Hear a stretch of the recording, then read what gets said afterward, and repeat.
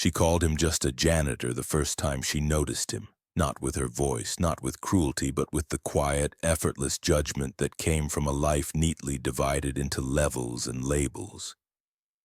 He belonged to the early hours of the building, the hours before importance arrived. When the corridors were still half asleep and the sun pressed weakly against the tall windows, he moved through the school with a yellow cart and a ring of keys that chimed softly at his side. To her, he was part of the scenery, like the freshly waxed floors or the faint smell of cleaning solution that never quite faded. Her mornings were measured in minutes and messages. She walked fast, heels striking the tile with purpose, phone already warm in her hand. Emails stacked like demands, meetings overlapping in her calendar. Problems waiting to be solved before they had time to grow teeth.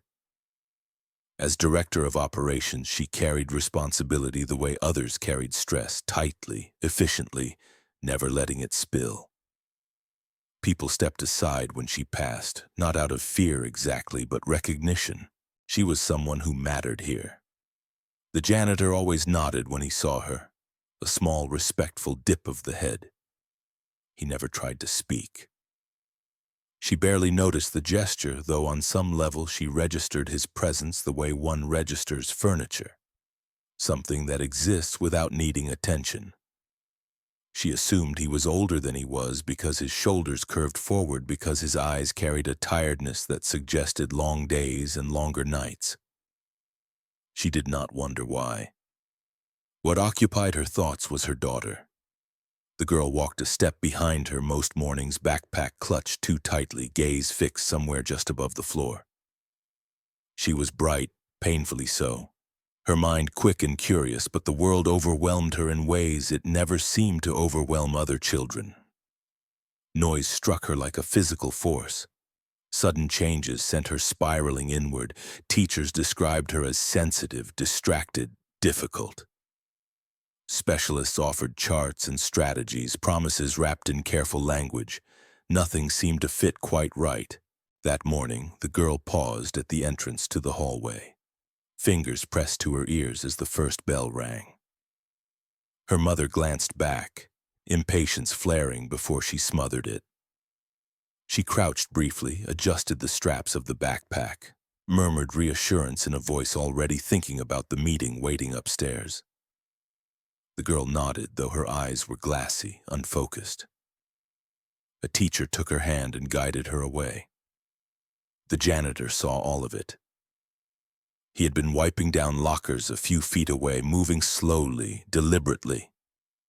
He saw the girl's shoulders tighten at the sound of the bell. He saw the way her breathing quickened, shallow and uneven. He saw her mother's practiced calm, the smile that didn't quite reach her eyes. He recognized the look on the child's face because he had seen it in the mirror of his own son's eyes years before. He returned to his cart, but his attention lingered. For him, mornings began before the city stirred. He woke to the sound of an alarm he never snoozed because there was no room for extra minutes. He packed lunches, tied shoelaces, checked homework, kissed his son's forehead before sending him off to a neighbor who watched him before school. By the time he arrived at the building, he had already lived a small lifetime of responsibility. He took the janitorial job because it was stable, because it offered health insurance, because the hours worked with his son's needs. He did not mind the invisibility. In many ways, it was a relief. No one expected brilliance from him here. No one asked him to explain himself. But he watched, always watched. He noticed how certain children avoided the cafeteria, how others clung to routines with desperate intensity. He noticed which teachers softened their voices instinctively and which raised them when they felt ignored. He noticed the patterns no report ever captured. Later that day, during lunch, the girl sat alone at the end of a table, food untouched. The room was loud, a chaos of laughter, clattering trays, scraping chairs. She rocked slightly, hands clenched in her lap. The janitor passed through with his cart, collecting trash, eyes down as expected. When he reached her table, he paused just long enough to gently move a fallen napkin from under her foot. His presence was quiet, unintrusive. She glanced up at him, startled, then curious. He gave her a small smile, not asking anything, not demanding eye contact. Just a smile that said he saw her and would not insist on more. It was a tiny moment, the kind no one else would have noticed, but it stayed with her. For her mother, the day unraveled as so many did. A call from a teacher about an incident during reading time. Another email suggesting further evaluation. Another reminder that accommodations were being explored. She responded with practiced politeness, frustration simmering beneath the surface. She had chosen this school because it promised excellence, because it claimed to support every child.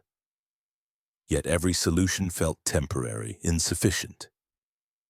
As she crossed the hallway that afternoon, she nearly collided with the janitor's cart. She stepped aside sharply, annoyance flickering across her face before she masked it. "Please keep the corridors clear during dismissal," she said, tone crisp, efficient. He apologized immediately, voice low, moving the cart back against the wall. She walked on without looking back. If she had, she might have seen the way his jaw tightened for just a moment, not in anger, but in restraint. He understood hierarchy. He lived within it every day. Still, something in her words stung more than usual. Perhaps because he had seen her daughter cry earlier when the classroom lights flickered unexpectedly. Perhaps because he knew how little space there was in the system for children like that. That evening, as he locked up the supply closet, he thought of his son at home, lining up toy cars in perfect rows, finding comfort in order where the world offered none. He thought of the girl's clenched hands, the way she seemed to brace herself against invisible waves. He wondered how many people walked past her without seeing the battle she fought simply by standing still. He did not plan to intervene. He had learned long ago the cost of stepping outside assigned roles. He pushed his cart toward the exit, keys chiming softly, disappearing into the rhythm of the building once more. But something had already shifted. The building would wake again tomorrow. The bells would ring. The labels would hold for now. And the man everyone called just a janitor would arrive early, carrying with him a quiet understanding no title had ever given him, waiting without knowing for the moment when being invisible would no longer be an option. The next morning began the same way it always did, with the building breathing itself awake in slow, mechanical sighs. Lights flickered on one hallway at a time. Floors gleamed with yesterday's effort, and the quiet carried a weight that would soon be shattered by voices and bells. The janitor arrived before dawn as usual, hanging his jacket on the same hook, rolling his shoulders as if to shake off the night. He checked his watch, not because he was late, but because habit had trained him to measure every minute. At home, his son had asked the same question he asked most mornings. Would today be loud? Would the schedule change? Would he be there when school ended? He had answered patiently, with reassurances practiced enough to sound calm even when he wasn't. Parenthood had taught him how to lie gently, how to offer certainty where none existed.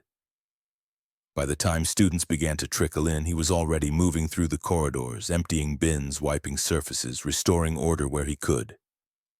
He passed the classroom where the girl sat by the window, her forehead nearly touching the glass, tracing invisible shapes with her finger. She was early, earlier than most. That too, he noticed. Children who arrived early often did so to avoid something. Her mother arrived moments later, stride purposeful, phone pressed to her ear. She spoke in clipped sentences, negotiating, directing, resolving issues that belonged to a world beyond these walls. When she hung up, she glanced into the classroom, relief flickering briefly across her face at the sight of her daughter seated quietly. She did not notice the janitor standing just outside, pausing with his cart as he watched the girl flinch when another child laughed too loudly. The first incident of the day came before noon. A fire drill had been scheduled, communicated through emails and calendars, discussed in meetings she had attended. In her mind, it was handled. But preparation on paper did not translate to preparation in the body. When the alarm sounded sharp and merciless, the girl screamed, not a cry for attention, but a sound pulled from somewhere deep and instinctive. She dropped to the floor, hands clamped over her ears, rocking hard enough that her backpack slid away from her. Teachers reacted the way they had been trained to react. They spoke loudly, trying to be heard over the alarm. They reached for her arms, urging her to stand, to move, to comply. Each touch made her fold in further, panic feeding on itself. Other children stared, some frightened, some curious, some annoyed. The janitor heard the scream from down the hall. He abandoned his cart without thinking, feet carrying him toward the sound before his mind caught up. He stopped short of the classroom door, instinct battling caution. He saw the familiar shape of distress, the spiral he knew by heart. He also saw the adults crowding too close, their urgency turning into pressure. He did not enter. Not yet. He leaned against the wall outside, grounding himself, breathing the way he taught his son to breathe. He knew better than to rush in uninvited. He knew how easily help could become harm.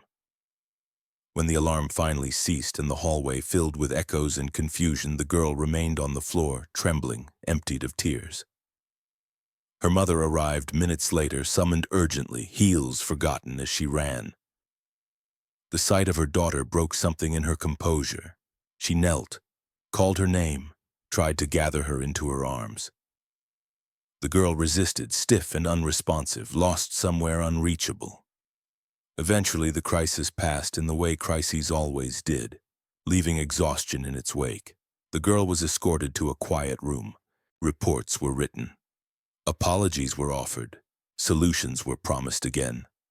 Her mother nodded, thanked them, swallowed the familiar ache behind her ribs. In the quiet room, her daughter lay curled on a beanbag chair, staring at the ceiling. Her breathing had steadied, but her eyes were distant. The mother sat beside her, helpless in a way no position of authority could shield her from. She brushed hair from her daughter's face and whispered reassurances that sounded thin even to her own ears. Outside in the hallway, the janitor waited. He told himself he was only there to clean. He wiped fingerprints from the door, straightened a crooked sign. Still, he lingered. He remembered the first time his son had melted down at school. The shame that burned hotter than fear. The way he had blamed himself for not preparing him better for a world that refused to slow down. When the door finally opened and the mother stepped out, eyes red but posture restored, she nearly collided with him again. This time she didn't speak immediately. Fatigue dulled her impatience. She recognized him vaguely, the man from the hallway, the one she had corrected yesterday. "She's fine now," she said, more to herself than to him. He nodded. "Alarms can be hard," he replied quietly. She looked at him then. Really looked at him? Perhaps because his tone held no judgment, no instruction. "They warned us," she said defensively. "We prepared her." He chose his words carefully. Sometimes knowing it's coming doesn't make it easier on the body. The simplicity of the statement caught her off guard. She hesitated, then sighed. "Yes," she said. "That seems to be the problem." He might have walked away then.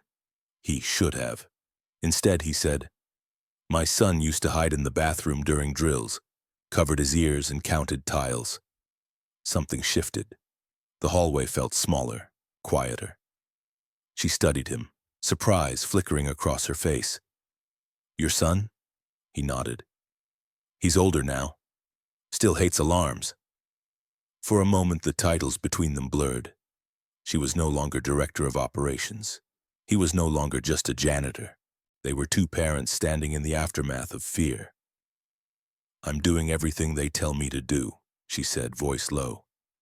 "Evaluations, specialists, plans, and still..."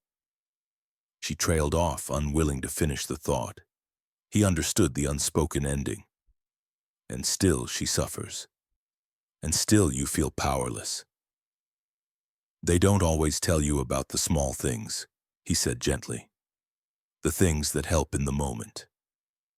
Her instinct was to ask what those things were. Her training pushed her to gather information, to categorize and apply it, but pride held her back. She straightened, nodding politely. "Thank you," she said. "I should get back to work." He stepped aside, letting her pass, the familiar hierarchy sliding back into place.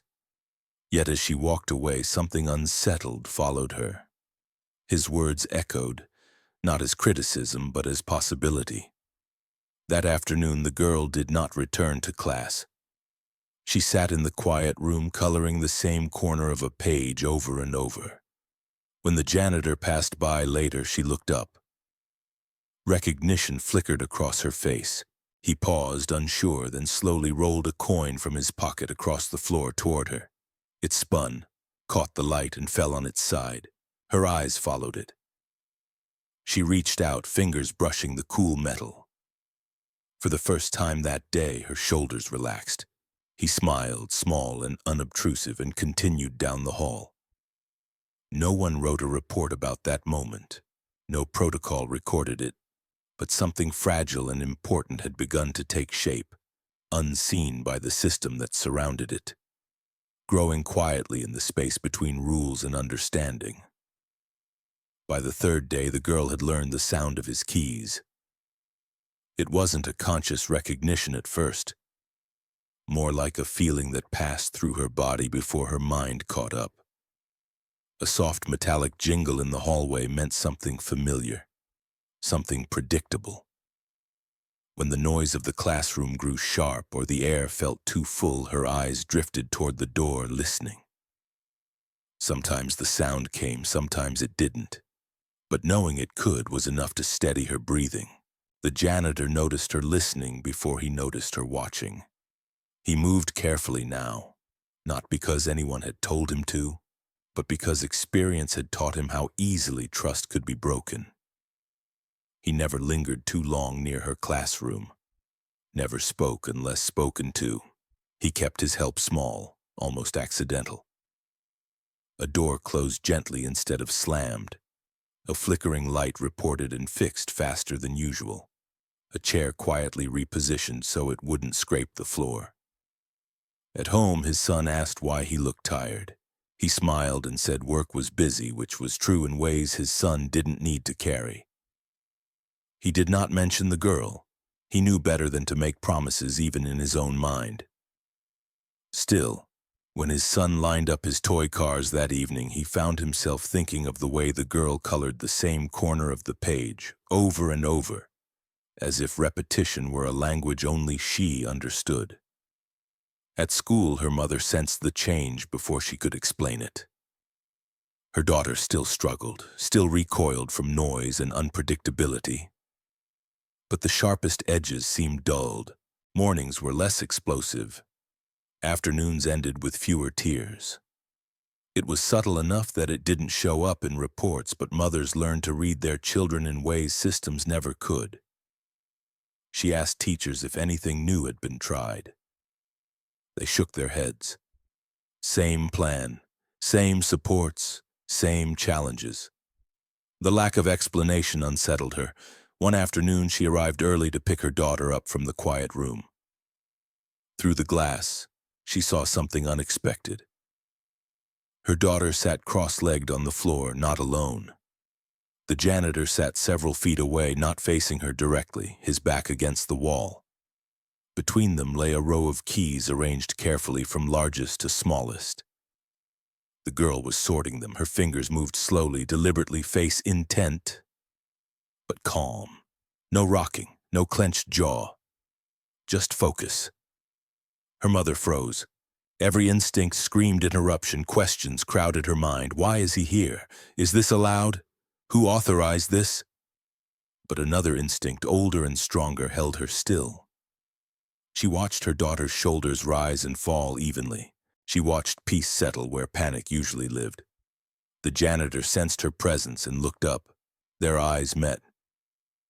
For a moment, time stretched thin. He stood immediately, guilt flashing across his face. "I'm sorry," he said quietly. She dropped her pencil and, "It's fine," she interrupted, surprising them both. Her voice came out softer than she intended. The girl looked up then, startled but not afraid.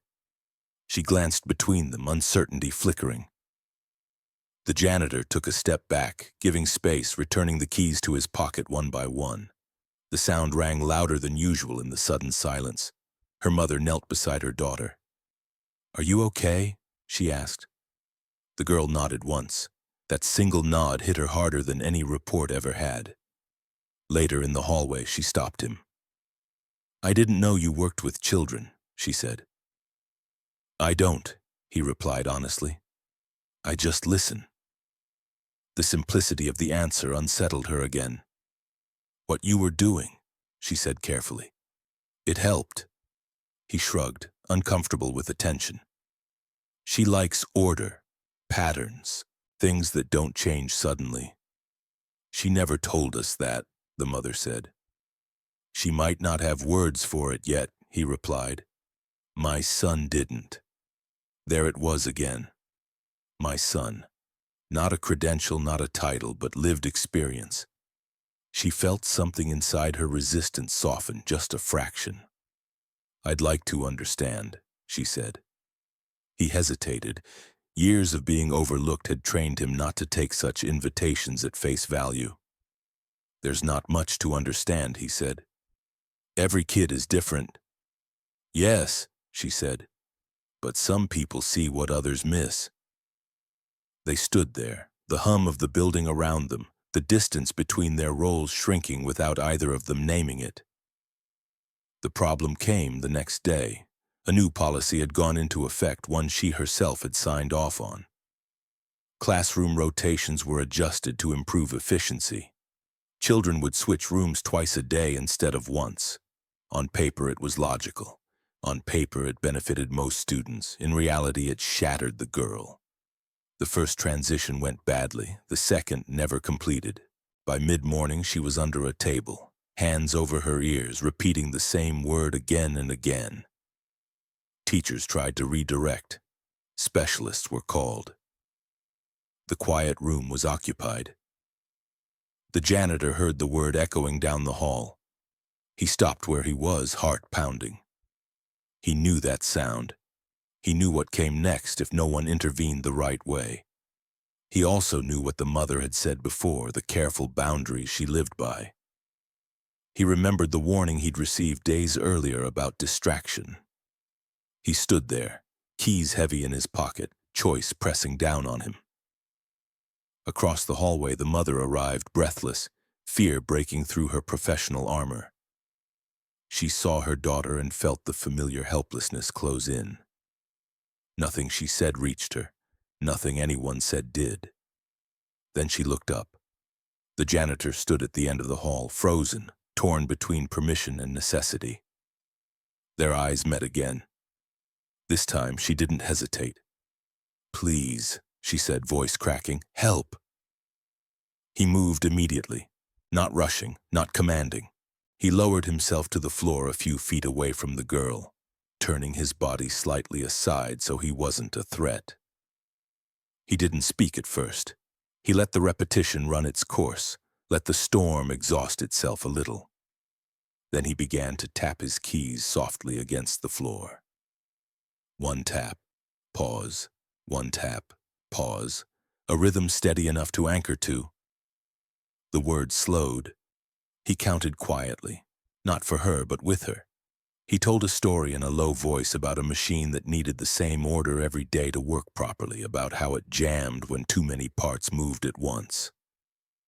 He didn't ask her to move. He didn't tell her to stop. He waited. Minutes passed. The girl's breathing evened. Her hands loosened. Slowly, she crawled out from under the table and sat cross-legged on the floor, eyes fixed on the keys. The hallway was silent. The mother pressed a hand to her mouth, tears blurring her vision.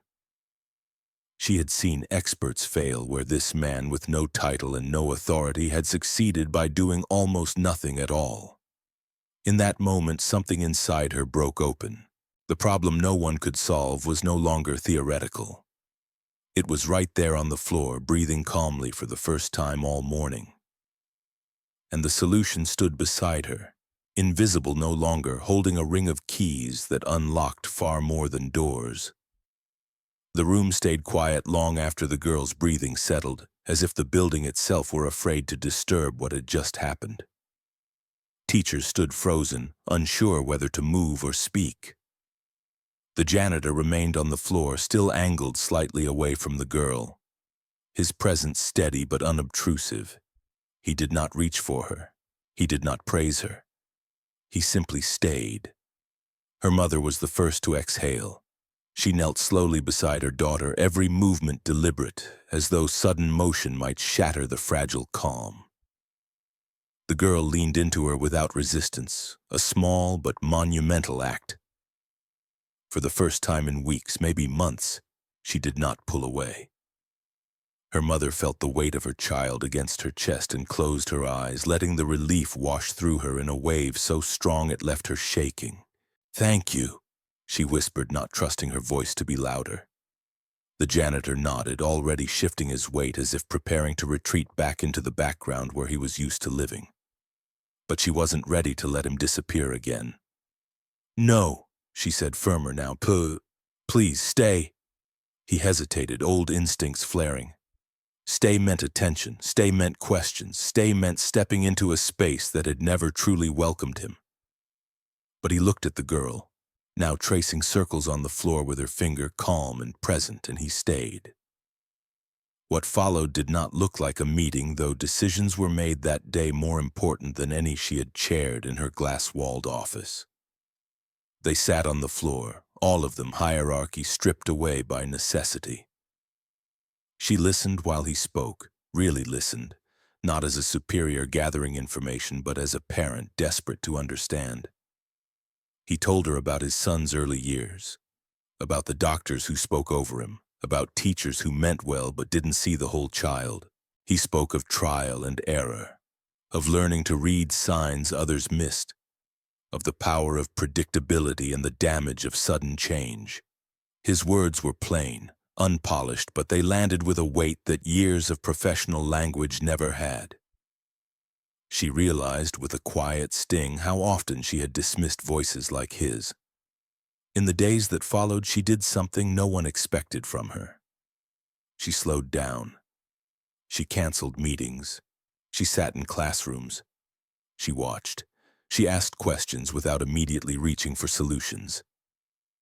She invited him to talk again, this time in her office, the glass walls no longer feeling like protection but exposure. He sat stiffly at first, hands folded, unsure where to look. "I want your help," she said. He frowned slightly. "I already have a job." "I know," she replied. "I don't want to take that away from you. I want to learn from you." It was harder than any negotiation she had ever led, harder than any budget meeting or crisis call. It required humility, something she had rarely needed to practice. But she saw the results already, not just in her daughter, who now entered the building with less fear, but in other children too. Once she began looking, really looking, she saw how many of them were quietly struggling, unseen. Change did not come all at once.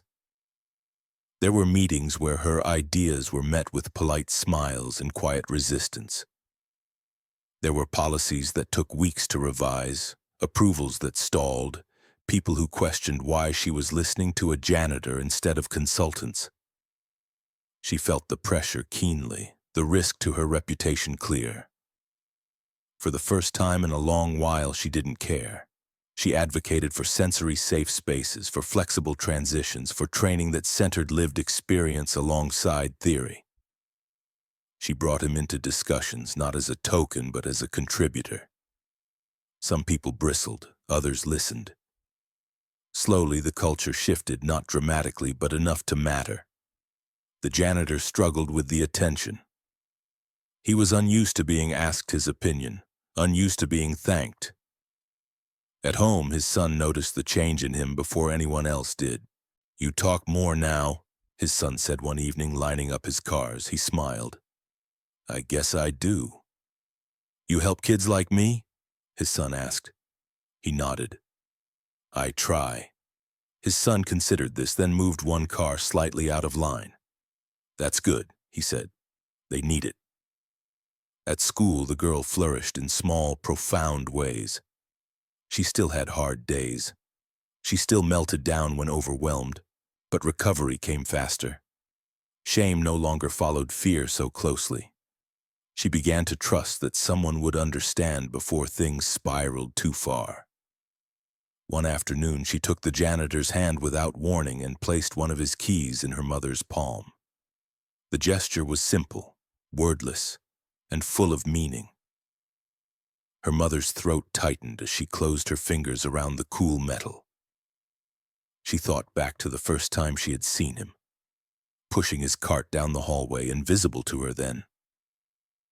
She thought of the ease with which she had reduced him to a title, how wrong she had been, how costly that mistake could have been if not corrected in time. The system did not change overnight. Systems never did. But something fundamental shifted in her, and from there change rippled outward. She no longer assumed expertise wore a certain uniform. She no longer equated authority with understanding. She learned to ask who else might know the answer, who else might be seeing what she missed. And him, the man she once thought of as just a janitor, continued to arrive before dawn, keys jingling softly, doing the work that needed doing. The difference was that now, when people passed him in the hall, they saw him. They greeted him by name. They listened when he spoke. He did not seek recognition. He did not need it. Every morning, as he watched the girl walk into her classroom with steadier steps, he felt a quiet satisfaction settle in his chest. He had solved a problem no one else could, not by being louder or smarter or more important, but by refusing to look away. And in doing so, he had unlocked something far greater than doors.